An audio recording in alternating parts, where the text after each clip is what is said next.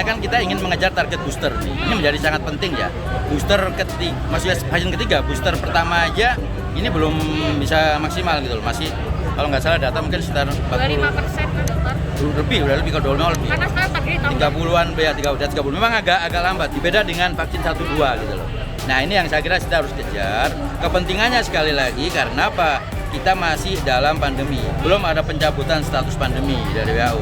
Sehingga masyarakat pun juga harus tetap jadi ini adalah bagian yang menjadi satu bagian pelindungan masyarakat untuk booster.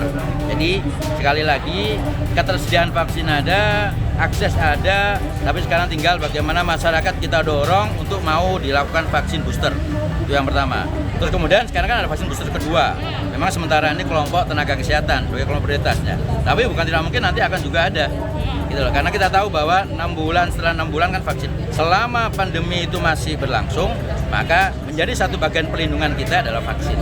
Namun kan implikasinya testingnya turun dokter sekarang. Nah, testing turun ini karena ada beberapa faktor. Kalau saya lihat sih bukan masalah tidak mau dites atau sengaja menghindar dari tes, tidak.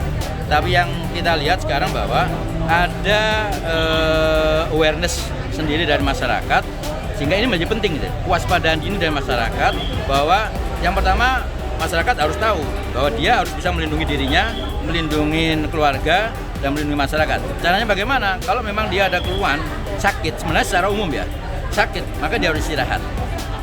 Ya, kalau mamanya dia batuk, pilek, kadang-kadang harus istirahat, dan memakai masker menjadi salah satu upaya pelindungan juga gitu. Namun karena misalnya tadi kan penyumbang testing yang besar tuh biasanya dari transportasi dokter. Sekarang sudah tidak ada, berarti akan kecil. Nah, ini Kemenkes harus seperti apa dokter agar testing tetap?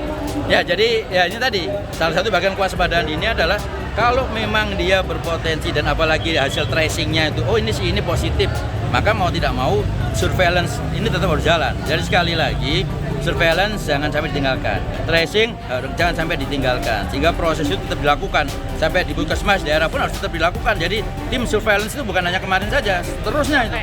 Karena kita berhadapan dengan sekarang masih pandemi COVID dan bukan tidak mungkin juga nanti ada hal-hal yang lain ya, termasuk yang monkeypox dan sebagainya. Jadi kemampuan surveillance epidemiologi ini menjadi satu dasar penguatan kita di dalam bagian preventif promotif. Itu yang paling penting. Sekarang berapa minimal 1 banding berapa dokter? Sekarang berapa ya?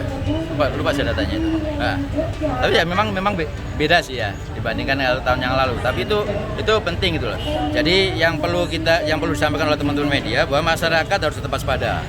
Tidak panik tapi waspada. Nah, waspadanya bagaimana? Kalau sakit, batuk, pilek, dia harus istirahat. Pakai masker harus. Terus kemudian jika memang itu dari tracingnya dia habis kontak dan sebagainya, maka dia harus langsung PCR. Artinya dari diri sendiri harus untuk PCR. Itu sebagai bagian untuk upaya pelindungan kita. Terakhir berarti ID tidak masalah bahwa pemerintah menghapus tes PCR karena kami tetap berharap itu dilakukan dalam satu bagian ini tadi, tracing ya, tetap harus dilakukan.